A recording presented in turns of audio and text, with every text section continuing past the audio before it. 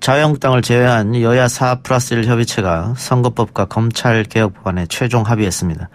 선거법은 군소 야당이 석패율제를 도입하지 않기로 하면서 협상이 급물살을 탔었죠. 민주당은 오늘 본회의를 열고 상정하겠다 추진 계획도 밝혔습니다만 자유한국당은 필리버스터 카드를 만지작하고 있습니다. 합의된 선거법 어떤 내용을 담고 있는지 비례민주주의연대 공동대표인 하승수 변호사 연결합니다. 변호사님. 네, 안녕하십니까. 예, 오늘 4+1 선거법 개정안 단일화이 나왔는데 일단 어떤 건지 설명 좀 부탁드리겠습니다. 네, 300석 국회의석을 지금 253 지역구로 하고 47을 비례대표를 하고 있는데요. 일단 그거는 그냥 유지한다는 겁니다. 예. 유지하고 그다음에 이제 그동안 준연동형으로 논의를 해왔는데 마지막에 쟁점이 되었던 게 이제 준연동형이라는 게 정당 지지율의 50%의 의석을 보장해 주는 건데요. 근데 그 준연동형에 좀 30석 상한선, 그러니까 준연동형으로 적용되는 의석을 30석으로 좀 상한선을 두는 내용이 포함이 됐습니다. 예. 그거는 이제 그동안 민주당이 계속 요구해왔던 부분이고요. 예. 그리고 이제 야사당이 요구하던 게 석패율인데 그 부분은 야사당이 포기하는 걸로 그렇게 지금 최종 합의가 됐습니다. 예.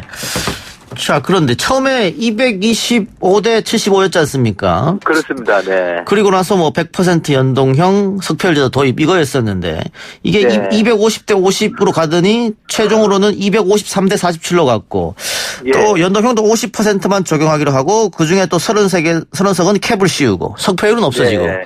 네. 군소정당 입장에서는 민주당이 했던 약속을 다 뒤집었다 이렇게 비판할 수도 있을 것 같은데요. 네. 사실은 시민사회단체나 학계에서도 연동형이 아니라 준연동형까지는 그래도 개혁인가 드리자 이런 의견들이 많았는데요. 예. 여기에 상한선이 등장하면서부터 좀 사실은 이게 과연 이제 제대로 된 정치 개혁이냐라는 좀 의문들이 많이 좀 나오고 있습니다. 사실 석패율 같은 경우는 학계나 시민사회에서는 의견이 엇갈리는 부분이라서 큰 쟁점은 아니라고 할 수 있는데요. 정당 입장에서는 중요하겠지만, 근데 예. 어쨌든 선거제도 개혁을 연구하는 학자나 시민사회단체 활동가들은 준연동형에 또 상한선까지 씌운 거에 대해서는 좀 많이 비판적인 의견들이 있는데, 제 개인적으로는 그렇지만 선거제도 개혁을 안 하는 것보다는 이 수준이라서 좀 하는 거는 좀 또 필요하기 때문에 예.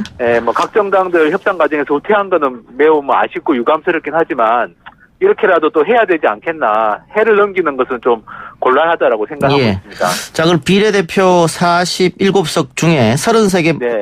50%를 적용한다. 나머지 17석은 지금과 같이 한다 이 말입니까?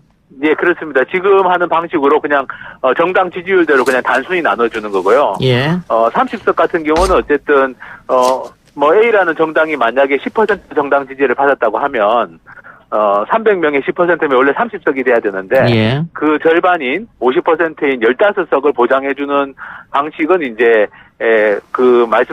말씀하신 30석을 상한선으로 해서 예. 적용이 되는 겁니다. 네. 예. 그렇게 해서 비례를 한다. 자유한국당에서는 제가 개취적으로 자유한국당 쪽하고도 인터뷰를 하고 있습니다만은 이렇게 복잡한 선거제도를 국민들도 모르는 선거제도를 가지고 와서 이게 무슨 개혁이냐. 결국은 군소 정당들, 그러니까 민주당 이중대만 만들려고 한 작태가 아니냐 이렇게 비판하고 있거든요. 네. 어느 나라든지 간에 선거제도 개혁은 굉장히 어렵고 현실적인 과정입니다. 그래서 자유한국당이 그렇게 비판하는 건 다른 분들은 그렇게 비판해도 좋은데 자유한국당 같은 경우는 아예 이 선거제도 개혁 자체를 지금 반대하고 있기 때문에 예.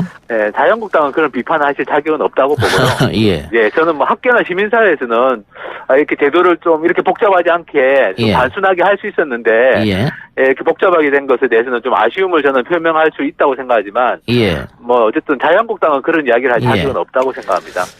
한시적으로 이번 선거 때만 준연동형제를 채택한다 이런 얘기도 있던데 그거 맞나요?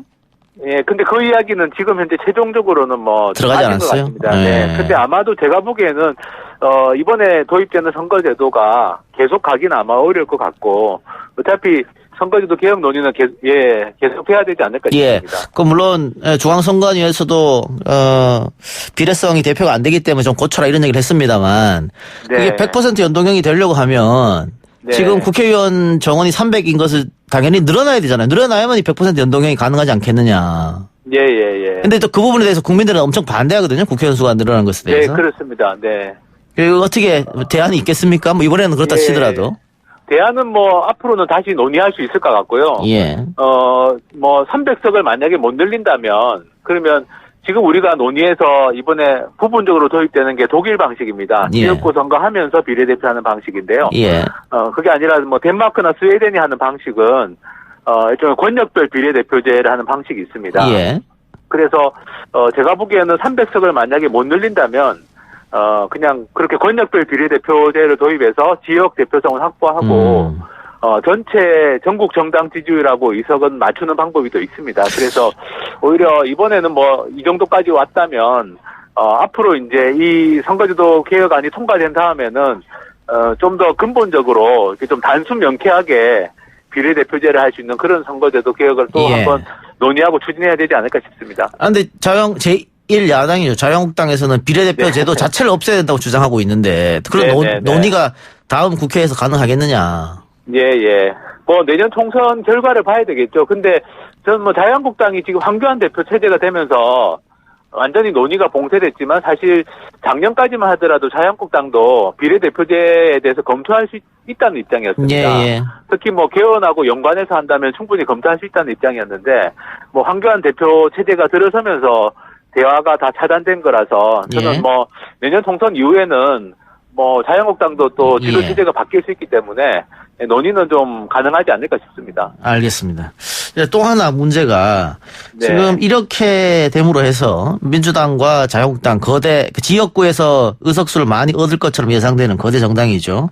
네. 비례 의석을 많이 확보하지 못할 것이다. 그렇기 때문에 자유한국당에서 그러면은 비례 한국당 같은 위성 정당을 만들겠다 이랬단 말이죠. 네. 뭐 저는 비례한국당 만들고 싶으시면 한번 만들어 보시라고 저는 말씀드리고 싶습니다. 예. 네, 왜냐하면은 이 비례한국당이라는 걸 만든다는 게 현재의 선거법이나 뭐 정당법상 어려움이 굉장히 많습니다. 예.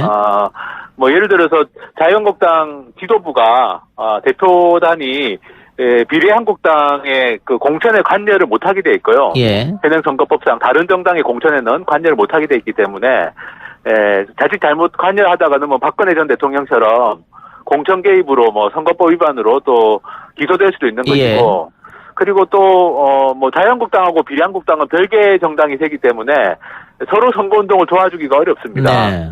그러니까 하나의 정당을 쪼개서 당의 역량을 두 개로 나눠야 되고 돈도 나눠야 되고 그런데 이제 서로 도와주지는 못하고 그러면 시너지 효과가 나는 게 아니라 마이너스 효과가 나기 때문에 제가 보기에는 자유한국당이 좀 현명하다면 비례한국당 창당은 당연히 안 하는 게 맞지 않을까 싶습니다. 이것은 그냥 정치적 목소리일 뿐이다 이렇게 생각하십니까? 현실적으로는 불가능할 것이다. 네, 저는 현실적으로 어렵고 또 자유한국당에서 만약에 비례한국당을 창당하려면 비례한국당의 국회의원들을 또 보내야 됩니다. 일종의 파견을 해야 되는데 과연 거기에 누가 가려고 할 것인가 현역 예. 국회의원들이 예. 거기 간다는 건 그냥 자기는 지역구 출마를 포기해야 되는 건데 예. 네, 여러 가지 면에서 저는 뭐 좀 그냥 머릿속에서는 나올 아이디어지 예. 실제로 현실로 추진하기는 어렵다고 봅니다. 만일 현실로 추진하면은 민주당도 비례민주당 만들 수밖에 없는 거 아니야 이런 얘기까지 나오던데요. 현실로 추진하면 자유한국당이 선거에서 폭망하게 될 것 같고요. 왜냐하면 지역구와 비례로 말씀드린 것처럼 두 당이 서로 돕지도 못하는데 돈도 쪼개야 되고 사람도 쪼개야 되는데 그렇게 되면 오히려 저는 다른 어떤 경쟁자들이 치고 나와서 자유한국당이 뭐 오히려 지역구에서도 예. 손해를 많이 볼 수도 있고 전체적으로 선거 구도가 아마 흐트러질 겁니다. 예.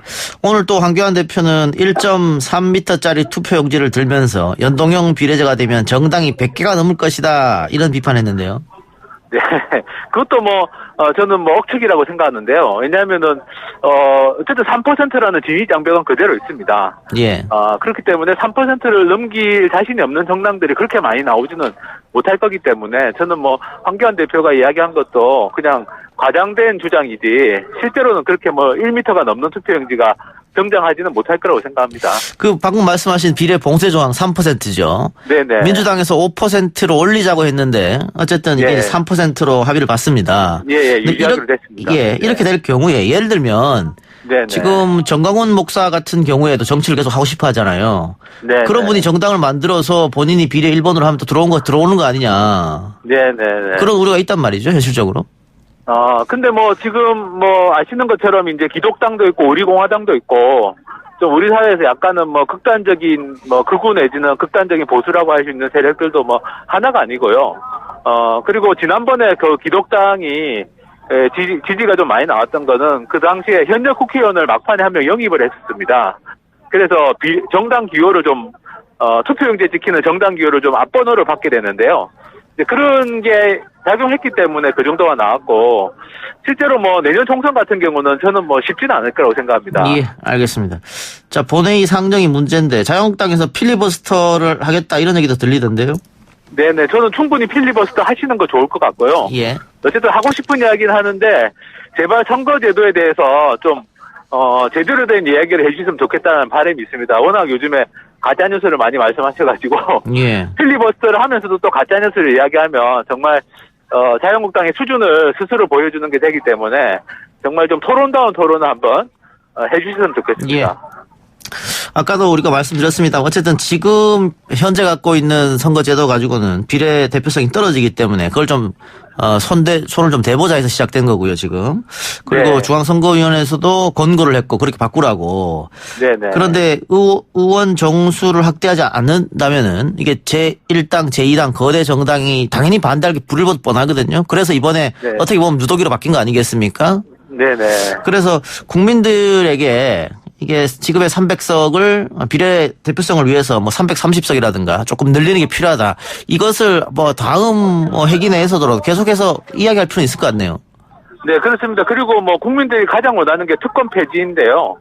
사실 이번에 국회의원 특권 폐지는 된 게 없습니다. 그래서 저는 뭐 특권 폐지 그리고 뭐 과도한 연봉을 삭감하자, 또 개인 보좌진 숫자도 좀 줄이자, 이런 것들은 어차피 21대 국회까지 계속 논의가 필요하고, 그게 좀 선행이 된다면 저는 국회의원 정수 늘리는 것도 국민들이 좀 다시 한번 생각해 보실 수 있도록 그런 여건이 만들어지지 않을까 싶습니다. 예. 그래서 뭐 특권 폐지는 계속 추진을 해야 될 것 같습니다. 예. 맞아. 본회의에 올라가면 통과 가능성은 있겠습니까? 지금은 뭐 4+1에서 합의가 됐기 때문에 저는 뭐 예. 통과가 될 거라고 보고요. 예. 솔직히 말씀드리면 또 뭐 현역 국회의원들의 기득권을 침해하는 부분도 뭐 거의 없기 때문에, 저는 뭐 이번에는 올라가면 통과는 반드시 될 거라고 생각합니다. 알겠습니다. 변호사님 오늘 말씀 여기까지 듣겠습니다. 네, 감사합니다. 예. 지금까지 비례민주주의연대 공동대표인 하성수 변호사였습니다. 1부 순서 여기서 마치고요. 2부 정치 TMI 코너 박종호 기자와 함께 돌아오겠습니다.